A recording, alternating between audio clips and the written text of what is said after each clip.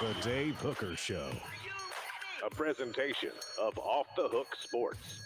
Objective insight, expertise, top guests. Available on YouTube, Apple, Spotify, and the Off the Hook Sports app. Download now for free. Also available on offthehooksports.com. I compute and obey. Now to Dave Hooker. Ready. Loaded up. What a show. Which college football coach will have his breakout season in 2023? I guess it was Josh Heupel last season. Some might argue Sonny Dykes. They did all right at TCU. Also, how the Vols have fared against quarterbacks coming off new quarterbacks, coming off a 10-win season. June, a monstrous recruiting month for Tennessee, and might well shape Josh Heupel's future. I'm going to tell you why. Also, I'll give you a breakdown of Tennessee's visitors that were on campus over the weekend for the 865 Live event. And then we have some kickoff times, which is nice coming out of SEC spring meetings. Also hearing that the 8 or 9 permanent opponent, or the 8 or 9 conference schedule, is very much still up in the air. I kind of think that's gone backwards from what I'm hearing. So we'll dive into that tomorrow. They wanted to get it done by this week. I'm hearing there might be a temporary situation, which sounds just incredibly NCAA-ish instead of SEC-ish. But let me go to Caleb. Caleb, how are you, sir? I'm good. Happy June 1st, Dave. Yes, absolutely. Happy June 1st to you. And it is a big month for Josh Heupel, and I want to get to that. By the way, Jermaine Copeland in the Celebrate 98 series will be up later today. And I thought that his son, Jermaine Copeland, a wide receiver for the 98 national championship team, was really, really good when Peyton Manning was there in 97, but turned into more of a blocking wide receiver, which is what they needed because that was a running football team in 98 to win a championship, and just loved his check the ego at the door. He didn't care. He caught all kinds of balls in 97 from Peyton Manning, and then the offense gets dialed down with T. Martin. He didn't care. So he changed his approach. I'm teasing it. It'll be on YouTube, but this is pretty cool. I'm just going to share this. So an intimidation block back in the day was the player had to be on their back, okay?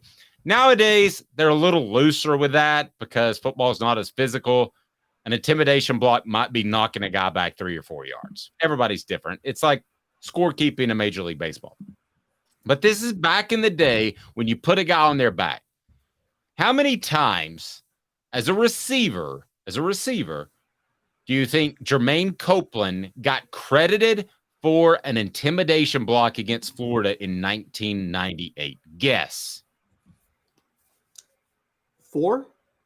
Which would be good. Higher. Yeah, that would be very. Wow. 7? 2 Higher, which would be great. What? 11? Which would be good for half a season. Higher. 15? Higher. Oh my Insane. gosh. It's 22? insane. 22? It's 17. Oh my 17 gosh. intimidation blocks. That is unbelievable. I mean, if I'm a receiver, I'm proud of that for the entire season. I'm good with that. But he did it in one game against Florida. We got TV times, kids. What the H? What the? What was he thinking? Release the hounds. The Dave Hooker Show. Keep cool. A presentation of offthehooksports.com. So what the H brought to you today by Andy Mason, AndyMasonRealEstate.com. Andy Mason has the best prices and the best service in the biz. He'll take care of you. I'm about to call him as I'm about to make a move. AndyMasonRealEstate.com. Florida's a 7:00 game. What the H? I mean, I want that to be a 3:30 peach of a game. And Tennessee's holding up its end of the deal, but Florida is not. That tells me right then and there that ESPN doesn't think highly of Billy Napier. And don't be afraid to read too much into these TV times, okay? Because They want their prime game on at 3:30, right, Caleb? Oh, exactly. Correct. They do. And it's CBS, because CBS is still carrying the prime games for one more year for Tennessee. Right. For the SEC, excuse me. So CBS went with what game instead? We hear from the SEC spring meetings. I mean, to me, Tennessee not being a 3:30 game is an absolute just shame. It should be a 3:30 game all the time. Now, I will say this. I think that Tennessee at a 7 o'clock game, you're not going to want to hear this, but I don't think that's the best situation for them. It's a football team who practices in the morning. It's Georgia, South Carolina at the 3:30 game. You know, it's funny, if not for that one South Carolina game, it's probably Tennessee, Florida. But nevertheless, I don't think this helps Tennessee. I don't think you like to be on the road in a hotel waiting for a kickoff time. I think that was evident at South Carolina. I think the opposite was evident when they played LSU at 11 Central. I don't think this 7 o'clock time is good for Tennessee. Doesn't mean that it's going to affect the point spread or my judgment of the game, but it's not good for Tennessee. And I would much prefer that be on the 3:30 game instead of Georgia, South Carolina. Thank you, D, from the message board. Yeah. 7 o'clock kickoff times always benefit the home team. Always, always, always. Noon kickoff times always benefit the road team. And I know Fred White would disagree because he would bring up that 99 loss to Arkansas where it was that 11 a.m. I think more than anything, that was just I think that neutralized him. Arkansas was not going to be lollygagging in that game after what happened the year before. And so that's a totally different story. Usually, though, that's how it typically works. You're right. I mean, these night games, that same day, Alabama plays South Florida at 3:30. ABC is carrying that game, funny enough. And I'm thinking, y'all couldn't have gotten Tennessee, Florida for that one? And no, you're right. It kind of leads you to believe, is there a lack of faith in Billy Napier? Is that going to creep into Tennessee? Are they going to relax a little bit too much for this Florida game? They shouldn't. You should never relax for Florida if you're Tennessee, if you know anything about history in this series. But yeah, I think a favored team on the road, the worst setting is to play a night game when you're a favored team on the road.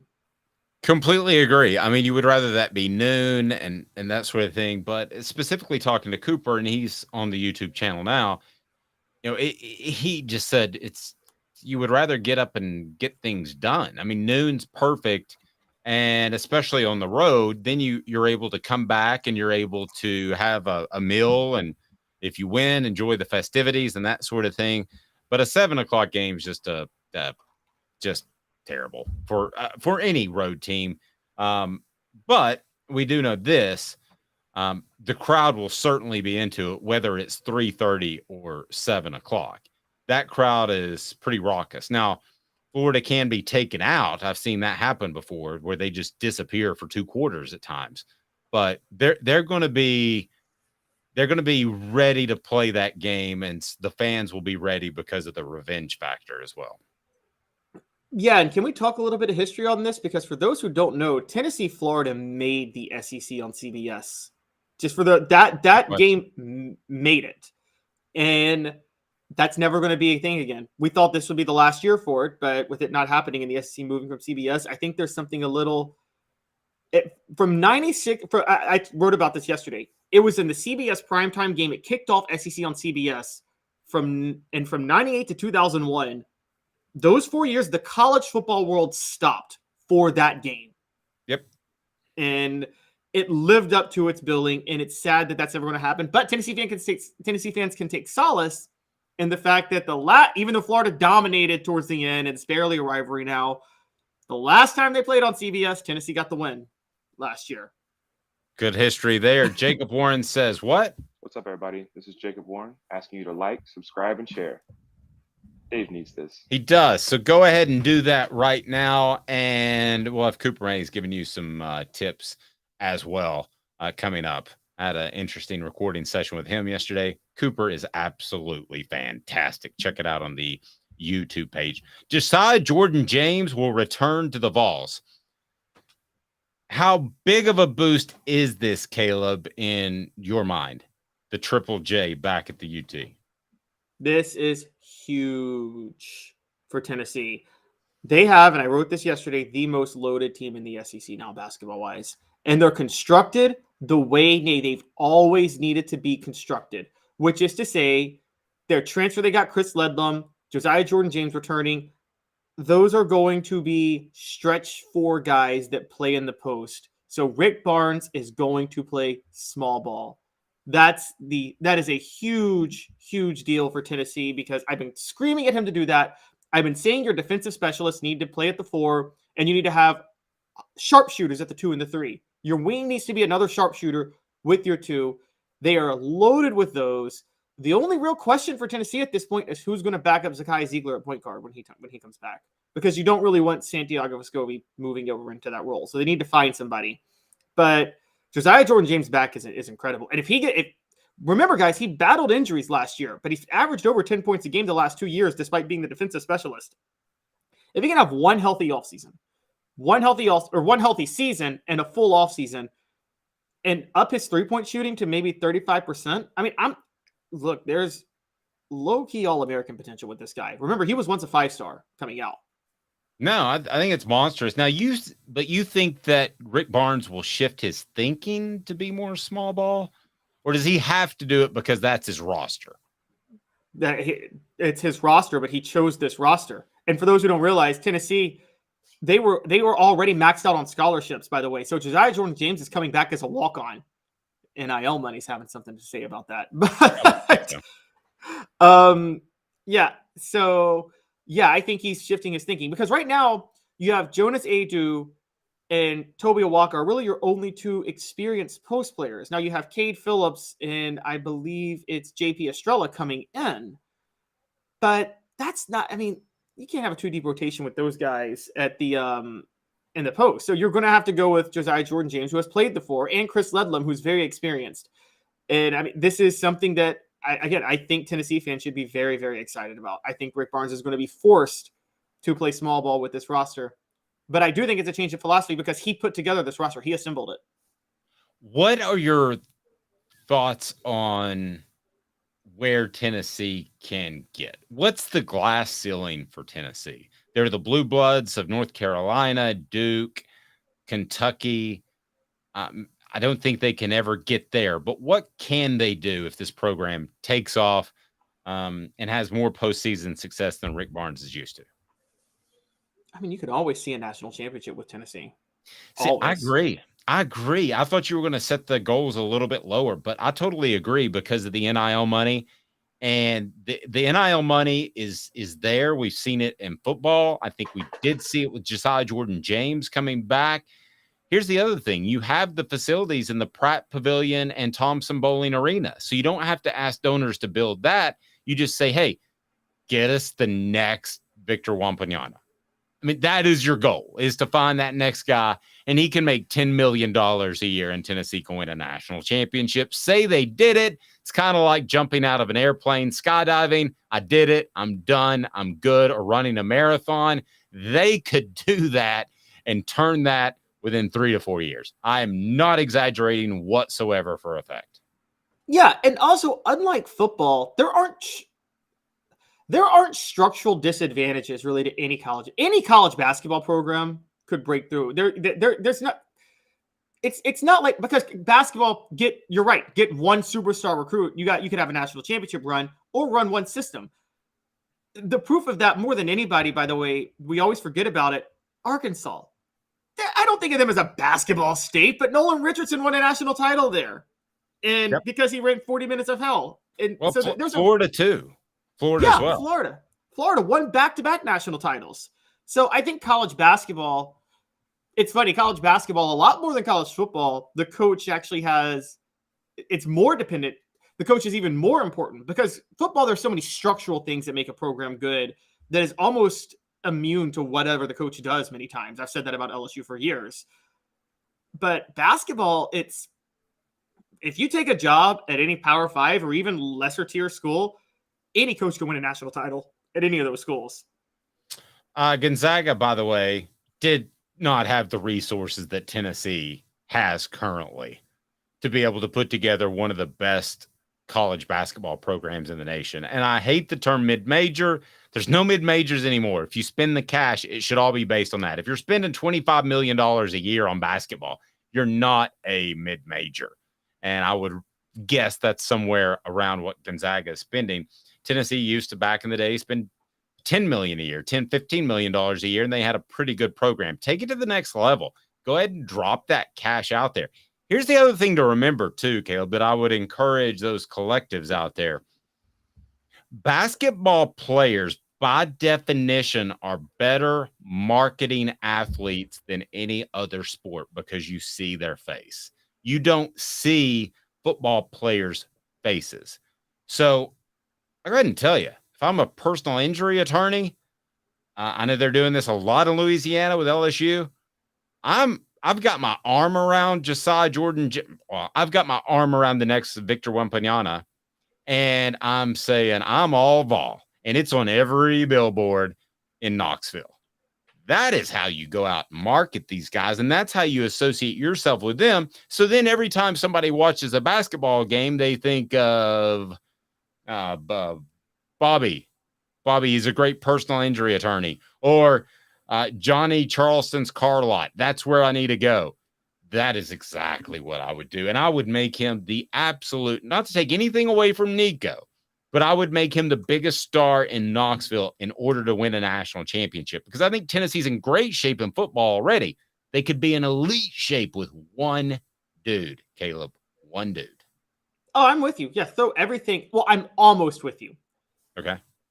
Because I track this in pros now. I think the market has actually I would say this is relatively recent. I would say this is only 10 years ago this was true, but it is true now. Basketball players are by definition more marketable than football players, except for quarterbacks. Quarterbacks have surpassed basketball players in terms of marketability. And just let's go to the NBA. I believe Patrick Mahomes has the richest contract in any sport now. Now, NBA players are the richest players by far of any sport, and they deserve it. But quarterbacks are the richest players specifically. And let's be honest, they deserve it. Patrick Mahomes is more marketable than any NBA player right now, bar none. Okay, well, let me ask you this then. Would you rather, you're a business in Knoxville, would you rather have, and I'm picking a guy out that was elite and won a championship and you just got 1 year out of him, okay? So I'm going to go with Carmelo Anthony. Forget about the issues that he may have had in the NBA and all. I'm just going with what he did at Cuse, okay? So would you rather have Carmelo Anthony and he win a national title, or whatever Nico does? I'm still taking Nico. 3 years of Nico. First of all, you get you get 3 years of Nico. You get one with Melo. And also, you can win a national title buying a quarterback just like you can buying a basketball player. It happened once with Melo, where they got I'm not saying Syracuse bought him, but a one and done that won a national title. It also happened in football with Cam Newton. Auburn's like, let me get Cam Newton for a year, and we got a national title coming out of this. And national titles in football always outweigh national titles in basketball. But you don't know that. Under my premise, you don't know that a chance at a national title in football outweighs a guaranteed national chance title. at a national title over a national title with Victor Carmelo Anthony III. Okay, Dave. Over Nico. Let's break this down for a minute. Okay, come on. Let's break this down with I might be on the air with an insane guy. That's where this is going. Go ahead. Wait. Okay. It's like when somebody says, not to offend you, but you're gaining a lot of weight. You're in Knoxville right now. You need to sell a car. Let's just take it to the greatest player in each sport. You can either market Bernard King or Peyton Manning. Who are you marketing? At the time, Bernard King was a big deal, I'm told. You're before my time. Are you comparing him to Peyton Manning, though, at Tennessee? He was on the front page of Sports Illustrated, so they're at least in the same ballpark. Well, Manning was supposed to be on the front page. I think they changed it after Florida dropped 62 on Tennessee. I think he was still on the front page.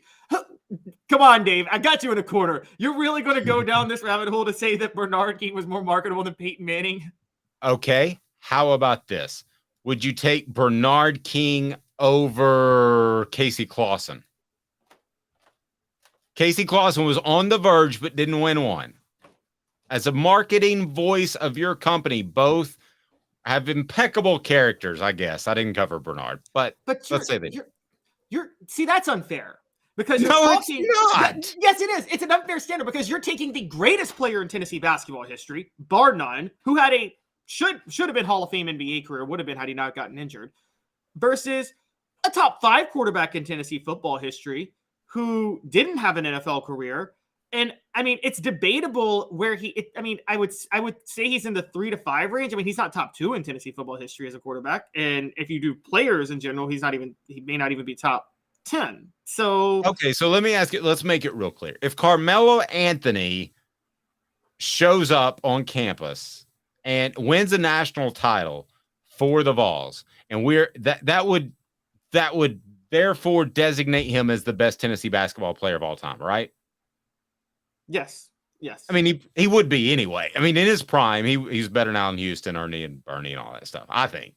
Okay, so issues in the NBA withstanding. All right, so I'll give you him, that guy. I'll give you Vol Carmelo winning a national championship one year, or I'll give you what Peyton Manning did, winning one SEC title. From a marketing perspective, Peyton Manning every single time. Every single time. Not even a question, bro. Probably largely depends on what you're marketing as well. A jeweler would rather have the fall leading into the holiday season, whereas maybe an HVAC dealer like City Heating and Air Conditioning would love to be on in March when the temperatures get higher. So I guess it depends. There's spring practice in March. Football is the engine. Football is the engine in a car. Basketball are the tires. Maybe. I don't know what basketball is. The turn signal? It's something like that. Okay. Basketball's the turn signal. Football is the engine. That's rough. All right. So how has Tennessee done with a new quarterback coming off a 10-win season?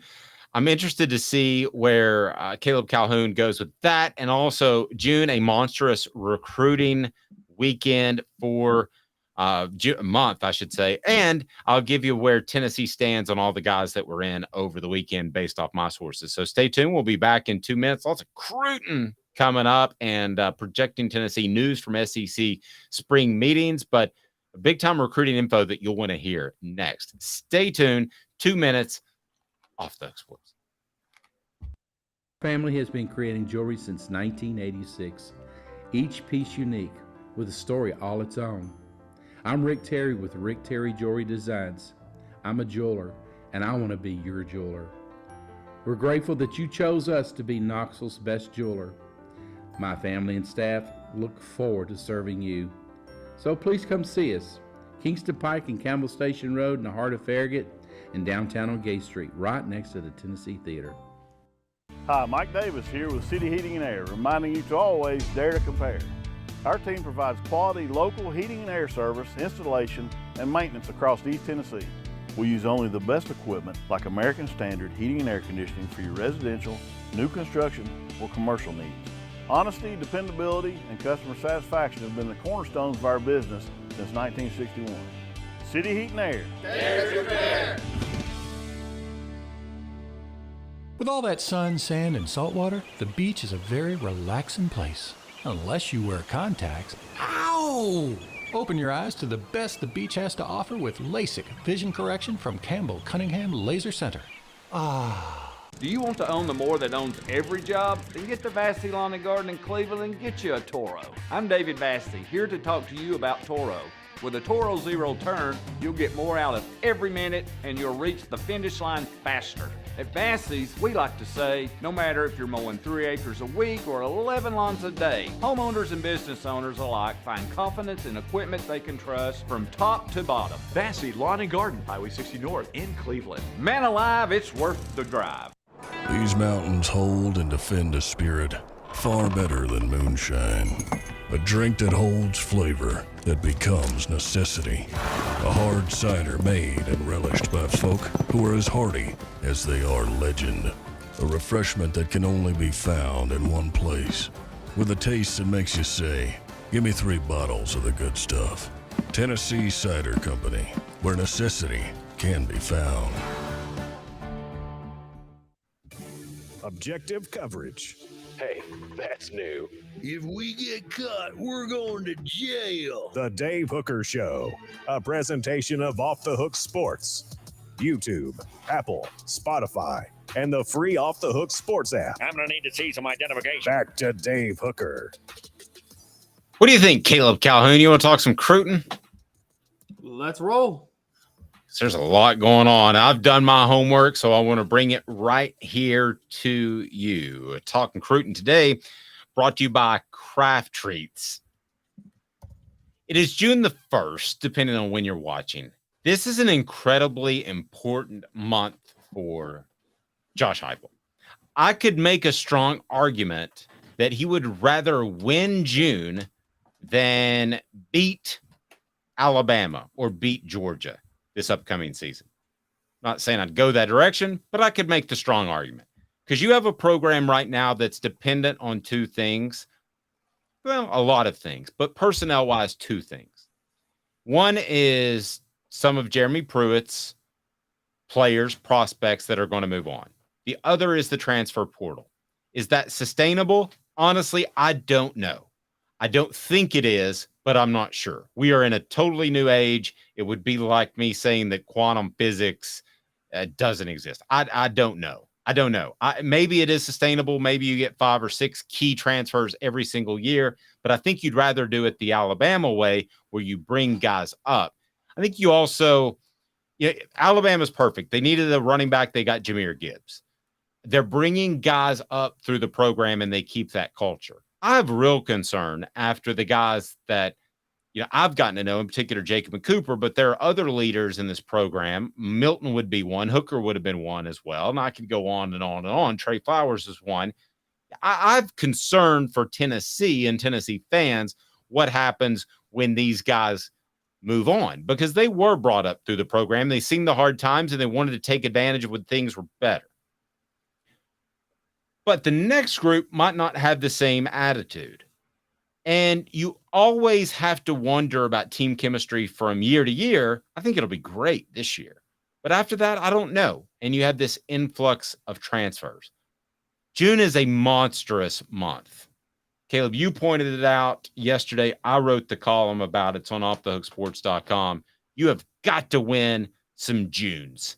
And it starts right now. Because you have got to be ready now for the 2025 season. That's what you're thinking in recruiting. I don't think Tennessee got a major haul of elite contributors that are going to be ready this upcoming season. So, and I'm not just talking about the 2023 class. I'm talking 2022 as well. You got to up it. And Caleb, you can go in and you can recruit guys early and you can make them, you can make project players and all that. And that sounds good. And that works at UCF.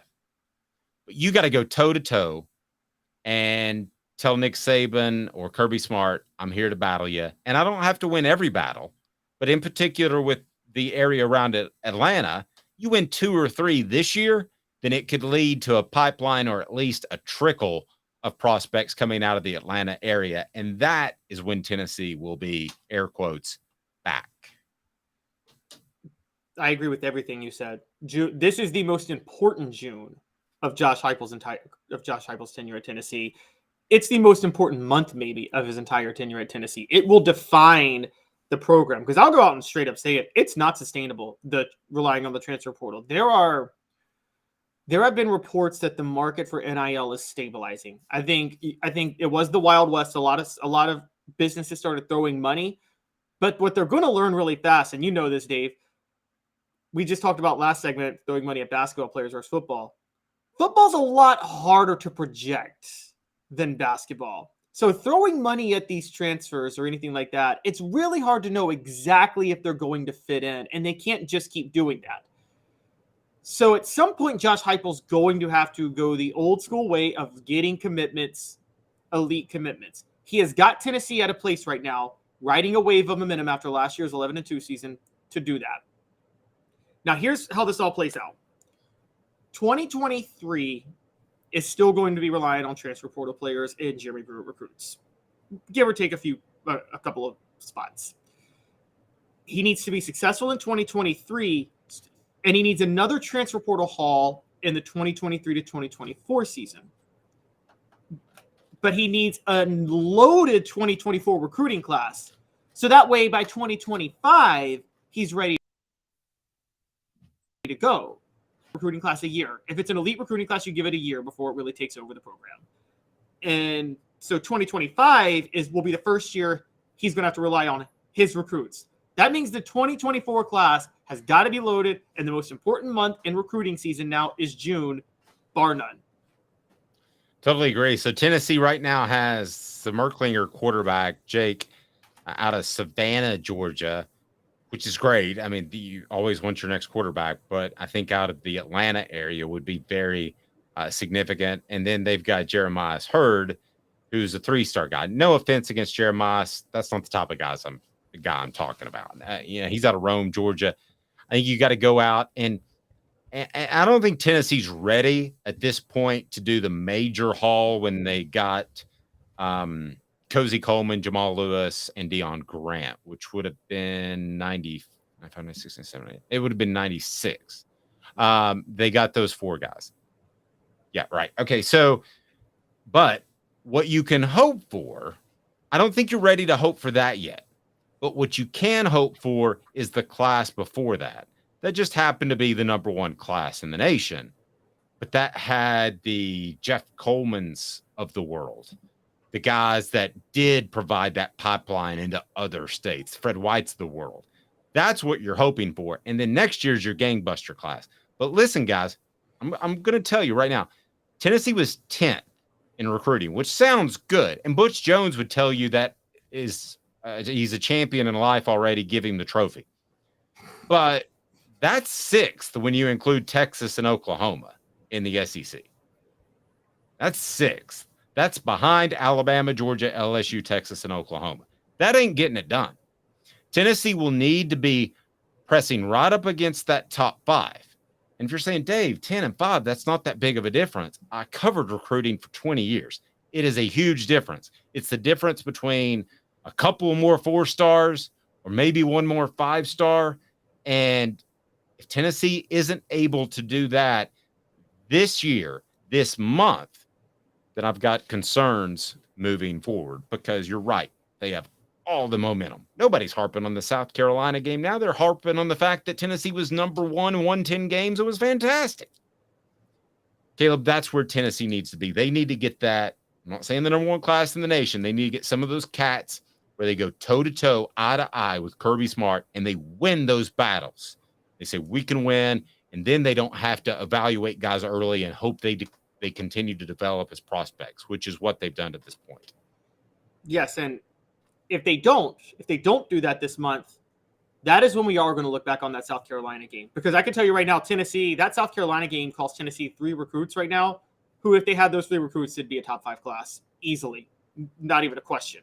And so that game was going to, if they don't have the momentum, do what they need to do in June, that South Carolina game will prove way more costly than just not making a college football playoff in 2022.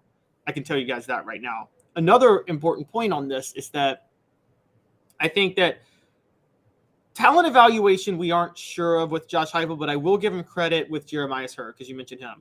Hurd didn't play football till 8th. He played football in 8th grade, didn't play again until last year. That's why his rating was so low. And Heupel and Tennessee were the first to offer him before anybody.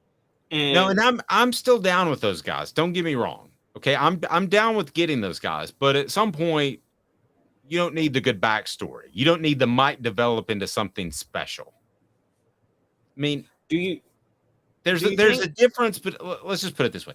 There's a difference between, I'm not singling anybody out, but the linemen they have taken recently, in particular the defensive lineman, and a Cade Mays.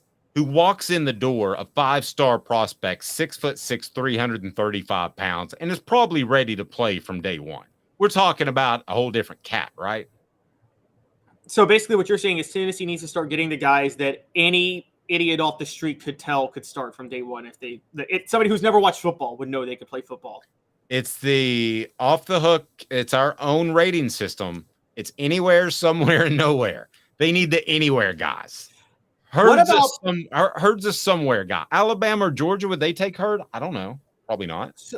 So my question then becomes, what about how much of recruiting can sometimes be just out evaluating other coaches? Because we're giving Heupel credit. We're giving Pruitt credit for this assembled talent for Heupel. Pruitt never really, he had one fringe top 10 class at Tennessee, but he just evaluated the talent so well. Is that sustainable long-term, or do you always, is it one of those things where you're going to have to win over the obvious guys? I think you definitely should evaluate some guys at a higher level and have those guys in your class that you point to that said, Georgia, Alabama didn't care about him, but we knew he would be great. Jamal Lewis was that guy, as we discovered during our Celebrate 98 series. That sounds crazy now, but Georgia wasn't high on Jamal Lewis. So Tennessee was. I know it sounds crazy in retrospect, right? Yes, but also, again, that was Ray Goff. I agree, but Kirby Smart, everybody makes mistakes. So you've got to take advantage of those mistakes. So I'm not discounting early recruiting. I'm not discounting being a better talent evaluator, but you've got to win a third of your battles on head-to-head 4-star guys against Georgia, right? Right? Yeah, Now, Travis says, I disagree. We aren't a prototypical team. Okay, and I'm glad you brought that point up, Travis, because Tennessee has several advantages. They have, I think, a real offensive guru / wizard as its head coach. That's huge. They have NIL, which is huge. But if you want to take the next step and be elite, I think they've got to beat Georgia from time to time and Alabama for some of the top guys. Yes, this isn't the 90s where Spurrier could just get a bunch of track stars in his backyard and be an offensive genius and out-scheme everybody. That doesn't happen in the SEC anymore. And so he's going to actually have to actively go out and get some talent. And again, also that was happening in the 90s when everybody ran 2 cornerbacks and a slow safety, so it was easy to run his offense. So yes, Josh Heupel is an offensive wizard. I fully agree on that. But you do have to get a certain level of talent to run that philosophy. Again, one, you need fast receivers. Now, he's got a pretty good pipeline of receivers coming in and out. But you also have to have good interior blocking because Heupel's offense doesn't work if the run game is not a legitimate threat. It just doesn't. This isn't Mike Leach in the air raid. No, I agree. And a question on the message board, I wasn't referring specifically to Cade Mays and his size. But I'm Darnell Wright, they got up to that size. They turned him into that sort of player.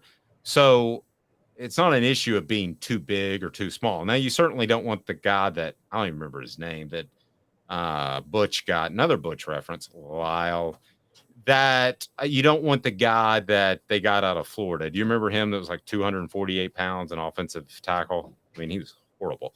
And a question, he wasn't going to play. And a question about Peyton Lewis. Peyton had interest from Alabama, Auburn, Boston College, Cincinnati. That might end up being a great get where Tennessee was ahead of the curve. But I think Alabama and Auburn were certainly interested. Is that a huge win? No, but it's a significant win. That's certainly a step in the right direction. I got no issue with that whatsoever. It's today's tough question. Where does Tennessee need to be in recruiting for June to be a great month? Today's tough question. Take a side. Take a stand. The Dave Hooker Show, a presentation of offthehooksports.com. Okay, recruiting rankings are stupid, but it's what we got.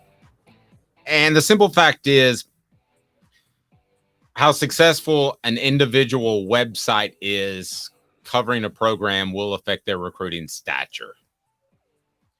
You get an extra star if you go to this school because they've got a big site on a network. That's just the way things go. I'm not calling anybody out. You can decide for yourself. That's why I like the 247 composite. So when I look at that composite, I think it's the closest we've got to a thermometer of the temperature. And I'm going to say that Tennessee needs to be a top 5 school in recruiting to compete for championships each and every year. I do not think that's a reach whatsoever. Is that too strong, Caleb Calhoun? Every year, I think that might be a little too strong. I don't even think they were top 5 class every year in the 90s. The 95 class that Fred White was part of wasn't even top 10, funny enough. I think 2 top 5 classes, 3 top 10 classes, and 4 top 12 classes. But 1 can be out of the top 10 and 1 can be out of the top 5. But you need a minimum of 2 top 5. Well, I was specifically talking about this upcoming class. Oh, this class. This class has to be top 5. This class needs to be top 5. Yes, it's because they haven't had one yet. And as you've pointed out, with Tennessee and the politicking of recruiting rankings, when Tennessee has a top 5 class, it's probably about a top 7 class or top 8 class. So they had the number 10 class last year. That probably means they had the number 12 class, honestly. And Tennessee needs to have a top 5 class. I think the most important thing is they need to make sure they're top 10 in every recruiting service. So people tout 247 composite last year for top 10, but they weren't top 10 on Rivals. Now, I don't know how people feel about Rivals with On3 emerging now. I don't know if they're as credible as they used to be. You probably know more about that than I do. But unfortunately, I've heard that I know On3 seemed to poach a lot of the Rivals recruiting analysts when they came on board. So I don't know which side is in better shape between the two. But Tennessee wasn't top 10 on Rivals. And I actually go composite, and then this might surprise you, but when it comes to the elite guys, not all 500 prospects, but the elite guys, I like ESPN's crew. But they just don't have the manpower to be able to judge 500 guys. So when they talk about their top 300, I do think they hit that pretty much with a nail on the head. Now, let's take a look at Tennessee's 865 Live recruiting weekend that happened over this past weekend. And we know that Tennessee picked up Peyton Lewis as a commitment, but that was going to happen on Saturday. So what did Tennessee actually accomplish? Well, I think they would have loved to get a commitment from Boo Carter out of Brainerd. We've talked a lot about him, a 4-star athlete prospect. Here's what I'm hearing, that he'll end up at Tennessee, but this whole Colorado thing with Deion Sanders certainly has his attention.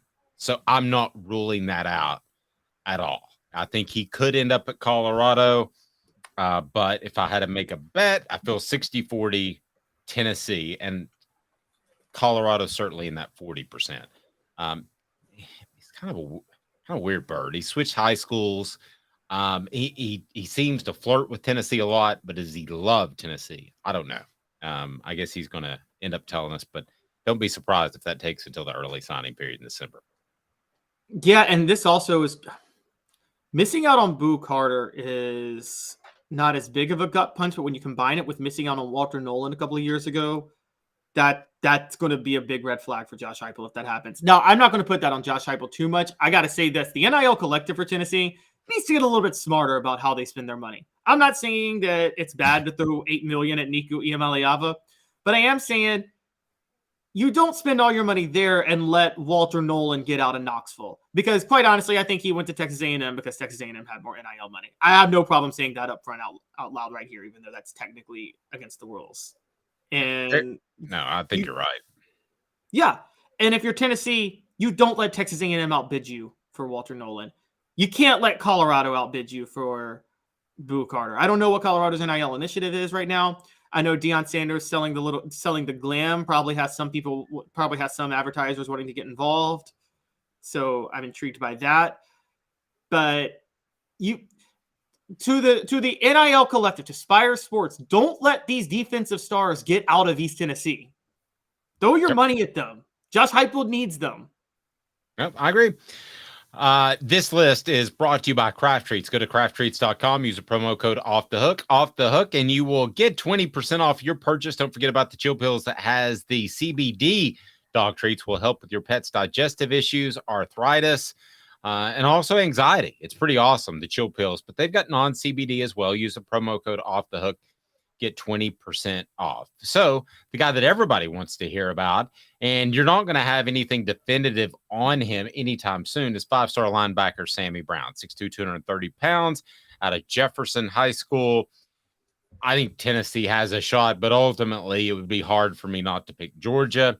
Feel free to jump in if you got any thoughts on these as I run through them. I actually think I think Clemson's in the lead for Brown, so I think Tennessee should go all in, if anything, to make sure he doesn't end up at Clemson. For those who don't know, Clemson's a bigger threat. Clemson's success is a bigger threat to Tennessee than Georgia long term. Georgia's going to be Georgia; they're that good. But if Clemson's good, that ices out another recruiting area for Tennessee. Great point. Wide receiver Freddie DeBose, out of Smithson Valley in Spring Branch, Texas, coming off a torn ACL. This is one of those project guys. You know, you got an in on maybe an elite athlete because he had the ACL injury. Still a 4-star prospect. Tight end Amir Jackson, 4-star tight end from Portal, Georgia High School, not the Portal. He has already said he would return for a visit to Tennessee. I think Tennessee has a great shot at him. Florida and Miami are in it. Georgia, not so sure. Josh Petty, offensive tackle. Now, this is a 2025 prospect, 4-star offensive tackle out of Roswell, Georgia. This is the type of cat I'm talking about. Already interest from Auburn, and we know Hugh Freeze can recruit that area well. This is the type of cat I'm talking about because Georgia is going to come calling. He's a 2025. Tennessee's trying to get in early. This is the type of cat I'm talking about. So when Georgia comes down the line and they say, we're still Georgia, this is your home state, let's play ball, Tennessee can say, we're on you first, and we've got other 4-star guys already in your class. Caleb Calhoun's distant cousin, Daniel Calhoun, an offensive tackle from Marietta, Georgia, 6'6", 355 pounds, heavily pursued by Georgia, Texas, Alabama, and Auburn. This is the cat, other than Sammy Brown, that I'm talking about, that you got to get out of Georgia eventually. That's the type of cat. Aiden You're not Breland. getting him. Sorry. No, you're not getting Daniel Calhoun. No, you're not. Also, 355 ain't no way. Do you have an insight since he's your cousin? I do not have an insight, but looking at his size, if you were a 355-pound lineman, would you rather play in Georgia's offense or Tennessee's offense? You'd rather play in Georgia's offense. Right. That's the type of cat you want, whether it's this year, next year, another dude, or this dude. Aiden Breland is out of Santa Ana, California, 6'5", 290 pounds, 4-star defensive lineman.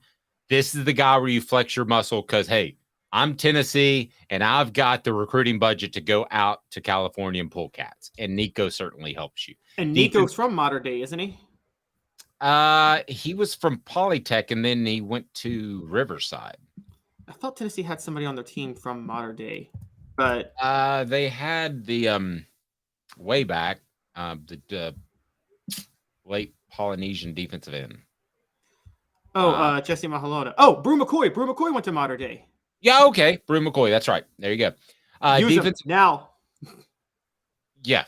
Defensive lineman Amari Adams, been to Tennessee several times. I think the Vols could very well end up with him, a 4-star prospect. Beginning, we're talking about 2025. Cameron Fountain. And they got to get him out of South Carolina, and that South Carolina loss, that's where that weighs heavily on you. Agreed. Cameron Fountain of Youth, an edge rusher.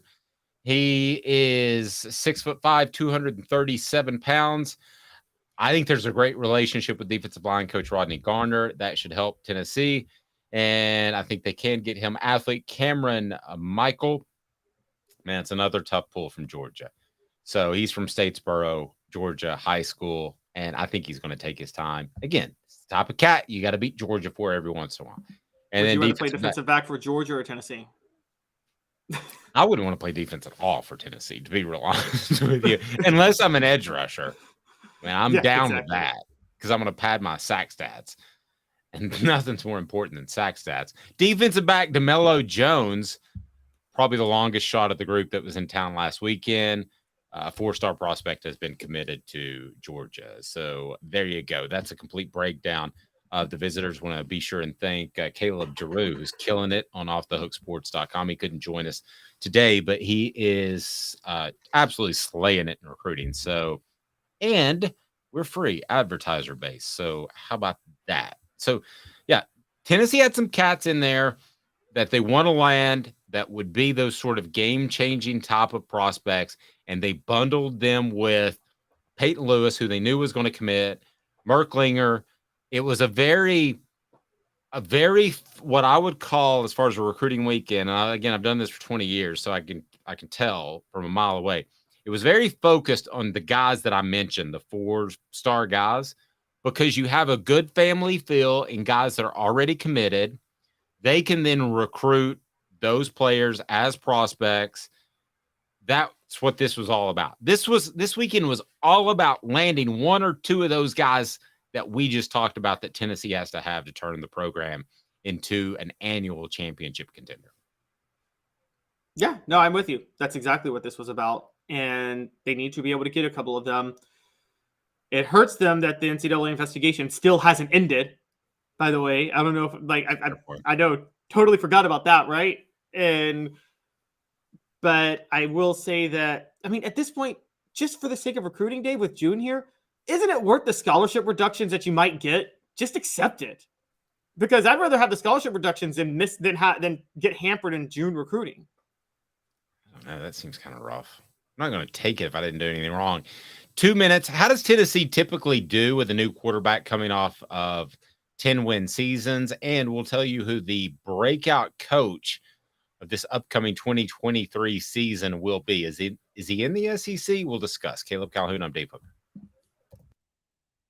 And Craving Wings South North Shore location, where we've heard people say that you can get the best wings in East Tennessee. Pero ¿quién es este?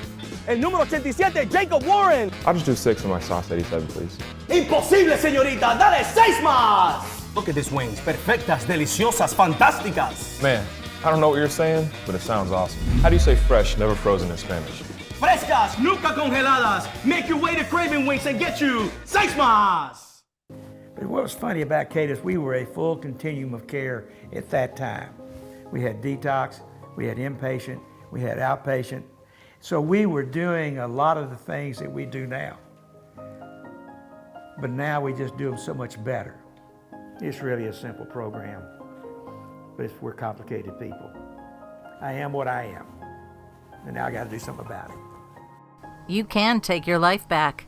Call Cadis today. Got cataracts? We can fix that. Never miss another moment. With a little help from Doctors Campbell, Cunningham, Taylor, and Hahn at cctis.com. Do you want to own the more that owns every job? Then get to Vassey Lawn and Garden in Cleveland and get you a Toro. I'm David Vassey, here to talk to you about Toro. With a Toro Zero Turn, you'll get more out of every minute and you'll reach the finish line faster. At Vassey's, we like to say, no matter if you're mowing 3 acres a week or 11 lawns a day, homeowners and business owners alike find confidence in equipment they can trust from top to bottom. Vassey Lawn and Garden, Highway 60 North in Cleveland. Man alive, it's worth the drive. Our family has been creating jewelry since 1986, each piece unique with a story all its own. I'm Rick Terry with Rick Terry Jewelry Designs. I'm a jeweler, and I want to be your jeweler. We're grateful that you chose us to be Knoxville's best jeweler. My family and staff look forward to serving you. So please come see us. Kingston Pike and Campbell Station Road in the heart of Farragut and downtown on Gay Street, right next to the Tennessee Theater. Who's this guy? Hello, who is it? The Dave Hooker Show, Who? a presentation of Off the Hook Sports, What? YouTube, Apple, Spotify, and the free Off the Hook Sports app. Back to Dave Hooker. Who was the breakout coach in 2022? The breakout coach in 2022 was, I think it was a tie between Josh Heupel and Sonny Dykes. You can go either one of those. Even though Sonny Dykes had broken out in the past in Cal, you can re-break out. So you can break out again.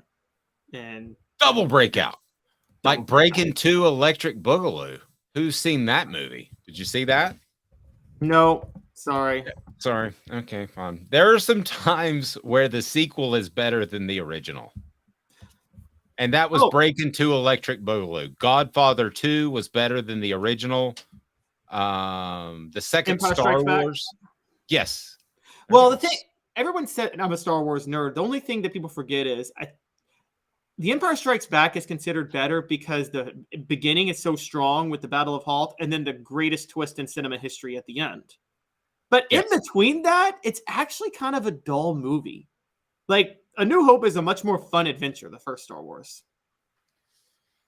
I think discussing this further would be a great way to chase off listeners and viewers. We'll do a totally separate Star Wars show. Jacob Horn, bring us back to Earth. What do people need to do? What do they need to do right now after that Star Wars breakdown? Jacob, tell me. What's up, everybody? This is Jacob Warren asking you to like, subscribe, and share. Dave needs this. There we go. All right. So you posed this question at our 3:15 a.m. pre-production meeting. It was 7:15 on Tatooine. Sorry. Yes, it was a little later on Tatooine. All right. So, and is it AT-ATs or ATs? What do you mean? The big 4-footed things that walk around on Hoth? It's not. It's AT-ATs, right? My son calls them ATs. Are you talking about the tauntauns? No, the things that walk. The robot, huge, the big ones that do the shooting. Oh, are they? They're AT-ATs. They're not ATs. Oh, right. Okay. Here we go. Let's go with this. All right. So tell me, Caleb Calhoun, how Tennessee has fared coming off a 10-win season with a new quarterback. We are back on track, Travis. Sorry. So I'm going back in time. So for people who don't know the history, Tennessee has had quite a few 10-win seasons over the years. But you can only count changing in quarterbacks from the Doug Dickey era because I don't know, those who don't know Tennessee history, Robert Nealon and Belton Wyatt stuck with the single wing. The single wing, there was never really an actual quarterback. You didn't need, there were 3 guys and it could be snapped at any one of them during that time.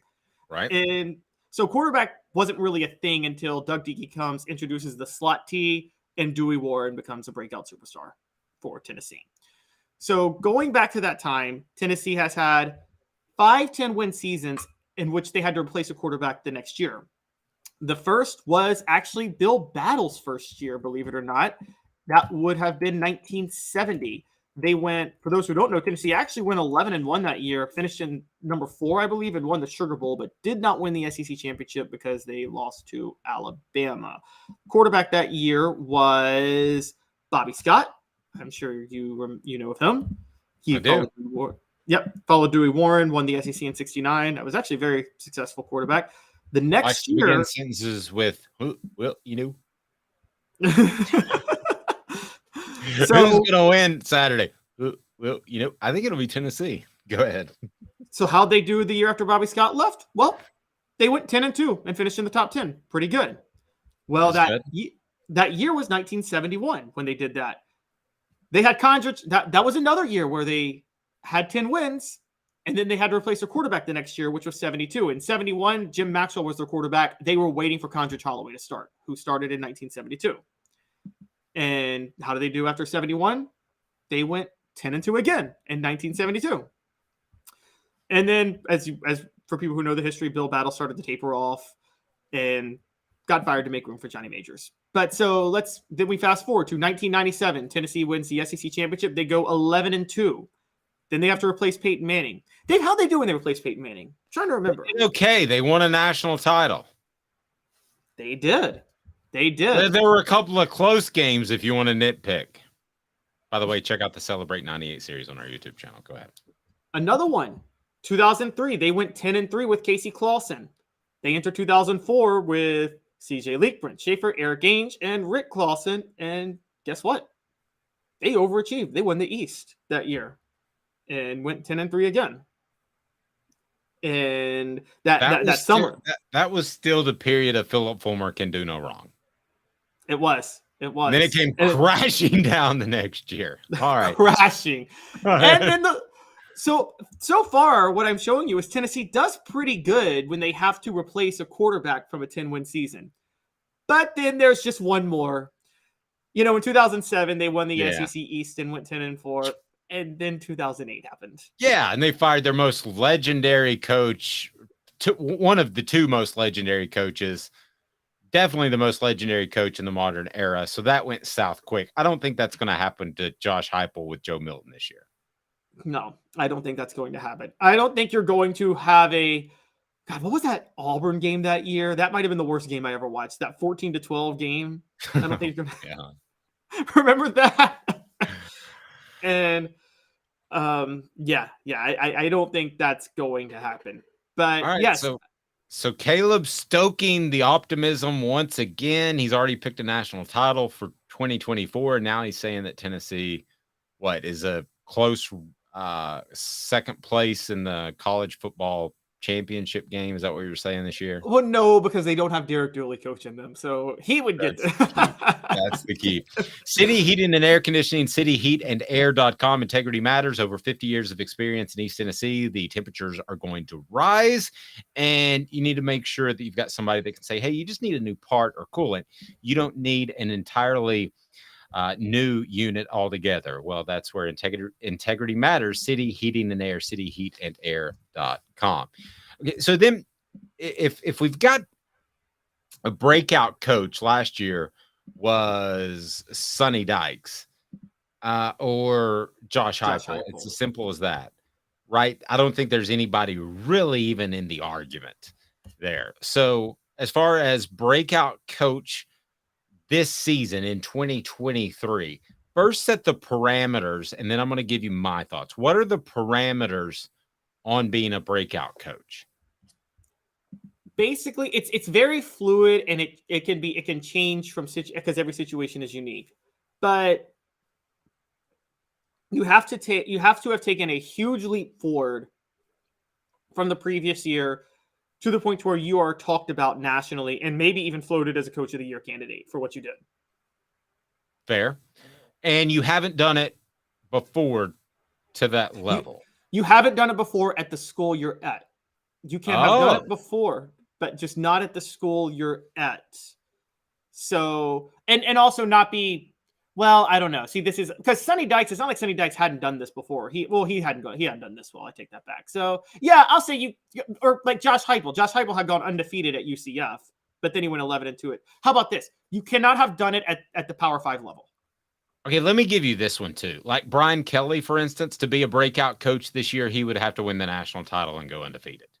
Yes. I mean, I think we think right now that he's going to be a playoff contender even this year, but he would have to take a major step up. So here we go. It's 4 downs. I'm going to throw some names at you. You tell me if they will be your breakout coach. But first, you say Tony Elliott. Why Tony Elliott is your breakout coach?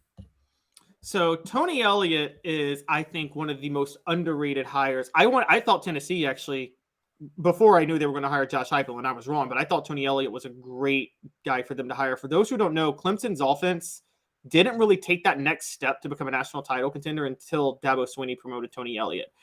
And Tennessee plays him the first game of the year. Virginia's not going to beat Tennessee. Tennessee's going to blow them out.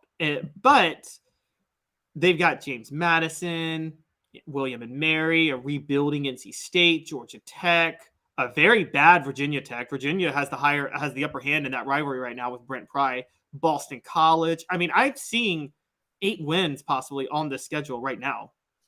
And wow. Caleb bringing us back down to earth as Tennessee's going to face the greatest coach in the history of college football in the opener. He didn't say that. 4 downs now, brought to you by Campbell, Cunningham, Taylor, and On. 4 downs. 4 questions. 4 answers. The Dave Hooker Show. 4 downs. A presentation of offthehooksports.com. All right, I'm going to throw some names at you. And Caleb, you can tell me yay, nay, or doesn't qualify. How about that? Okay, so these would be breakout coaches this season. So let's get it rolling right now. First down, Billy Napier. Can he be a breakout coach in 2023? He can, but he won't be. Okay, so you're saying out of yay, nay doesn't qualify, you're saying nay. Right. Okay, or you can say, give me some Tracy. That's crazy. All right, Shane Beamer. He would have to make the college football playoff after beating Tennessee and Clemson in November, that would define breakout to me because he's already kind of broken out as an above average to good coach, but he's not great. Can he have a breakout season as a great coach this year? He could, but he won't. I think he had a breakout month. He had a breakout November, and that's going to be the highest moment of his life as a coach. Not of his life, but of his coaching life. Of his life. Forget about having kids and stuff and getting married. South Carolina fans say, why don't you shut the hell up? All right, so Eli Drinkwitz, can he be a breakout player? That's crazy. You mean breakout coach? Breakout coach. Look, Oh, come on, Caleb. No, I don't think he's that good of a coach, but look, Missouri was really close in a lot of games last year. The SEC East is horrible. They return a lot of talent, and I'm looking at their schedule. South Dakota, Middle Tennessee, Kansas State's at home, Memphis. Yeah, I don't think the East is horrible anymore. I think Tennessee's really good. We know Georgia's good. I think that Kentucky forced Will Levis to play at times for whatever reason when he was hurt. I think they'll be better. And I think Florida will be better if they find a quarterback. I don't think the East is as bad as you. I think Missouri's beating Florida at home this year. Interesting. Okay. So yes, I'll say breakout. So Drinkwitz was third down. And by the way, people at SEC Media Days, what did you have to say about Eli last year when he went on the Jim Rome show and blasted Tennessee for no reason? You suck. Oh, right. What about Hugh Freeze? That's my guy. Hugh Freeze, breakout player. Hey now. Breakout coach, you mean? Coach. No, because there's no way he's going to outdo his best season at Ole Miss this year. He's not. Like, he may do that in a couple of years, but he's not going to do it this year. So the only breaking out Hugh Freeze will do, he might have breakouts on his face out of the stress of trying to keep his women secret. Okay. I wonder if he looks at escorts the same way as players with the small ankles thing. Because he looks at all players with small ankles. Do you determine the potential of an escort based off their ankle size? That's a good question. I don't know. Yeah, I can't answer that, but I'm going to guess yes. Oh my God, I'm going back to Family Guy. You don't want like a escort with a big, huge ankles, do you? That's a I'm going back to Family Guy one time, and they made this joke of Bill Clinton was in town because he was judging a cankles contest.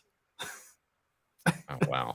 Travis does judge women by their ankles. My best friend in high school, his dad did that too. Okay. I'm not going with the big ankles, but I don't know that there's a difference between average ankles and small ankles. There's a difference in my eyesight, and it's because of Campbell, Cunningham, Taylor, and Hahn. Not wearing glasses or contacts anymore. They took care of my LASIK. Can also do your cataract procedure. It is absolutely fantastic. And they're local. Campbell, Cunningham, Taylor, and Hahn. Give me some other guys out there that could be breakout coaches in the 2023 season. And then I'll let Tracy Morgan and Hank Kingsley give you my take on whether or not they could be breakout coaches. Are you ready? Are you ready to not have your head explode? Yes, Jacob. What should we do? What's up, everybody? This is Jacob Warren asking you to like, subscribe, and share. Dave needs this. All right, let's go. I'm ready. I'm your huckleberry. What do you got? Give me a coach. Clark Lee at Vanderbilt. I'm seeing 6 wins this year. That's not, you can't break out of Vanderbilt. So you and I have different definitions. So I won't argue with you on that, but I just don't think you can have. If you win 6 games at Vanderbilt, you should be hired for a job anywhere because that's like one of the hardest things to do. James Franklin did that, and I think he beat my high school as one of the wins. It got him the job at Penn State. Okay. Travis says you're high. All right. Vanderbilt's going to start 4-0, guys. They're going to start the season 4-0. They're beating Wake Forest this year. You can't be a breakout guy at Vanderbilt. You can just go get another job. I mean, breakout's like, holy gravy. This guy's incredible. You're beating a bunch of punks. People were saying that about James Franklin at the time, even though they were wrong because they were like, holy, this guy finished in the top 25 at Vanderbilt. I still say that about him. Yes, but national media was all about him. I mean, he's gone to Penn State and done nothing. All right, Caleb. Who else?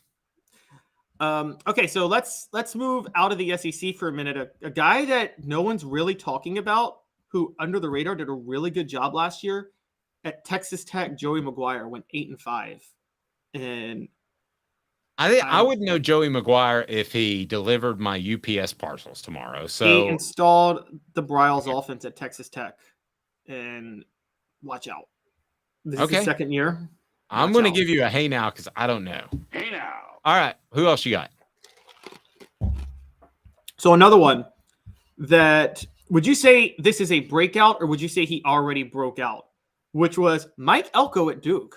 Went 9-4 last year. No one's really talking about that, but did go 9-4. Well, he has to, in order to get to be a breakout by our standards, he would have to make. He's got to go. He's got to go like 11-2. Yeah, or something like that. It's not happening. You don't think Duke can go 11-2? No. Who else you got? Okay, and then a possible breakout, but he'd have to win the Pac-12 and make the college football playoff. Could be Dan Lanning at Oregon. Hey now. I like that one because I think his schedule is easy too. So could he slip into the college football playoff? Certainly. Give me some more names. All right, and another one. Washington State, Jake Dickert. Last year was his first year as full-time head coach. For those who don't remember, he was thrust into the job because the previous coach wouldn't get vaccinated. Some things like that. He went 7-6 last year. What was his name again? His last name? I don't want to. Jake Dickert. Hey now. Okay. Travis says Caleb scraping the bottom of the barrel. I tend to agree. Good luck. Wait. Dickert. I did not say Brent Pry. I'm not screaming the bottom of the barrel. I didn't say Mario Cristobal, who still I think was the worst hire last year in football. I don't know how Mario Cristobal keeps getting jobs. I want his agent. You guys are cracking me up lately on the message board. Tom said, "We know who's not having a breakout year. Mike Gundy at Oklahoma State. He has just been there toiling along forever, not winning championships." Keeping his job, flirting with other schools. Hasn't he maxed out what's possible there, though? He's like he got an NBA Supermax contract. Yeah, I mean, he's got his really weird career. It would be like if you chose to write a book about somebody, he would be the last because it would be so boring. You've got the 40 thing, you've got the mullet. What else you got?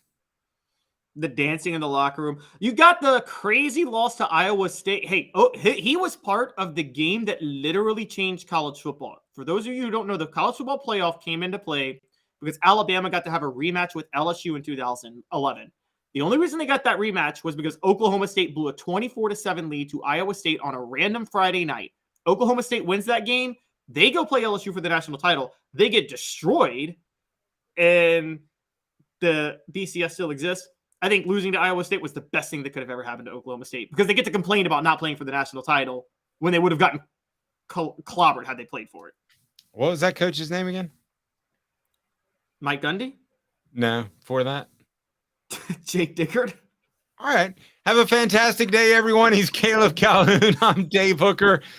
We're live each and every weekday at 10 a.m. offthehooksports.com for your best recruiting coverage and more. Have a fantastic morning, night, evening, day, whatever it might be, everyone. For Caleb, I'm Dave. Off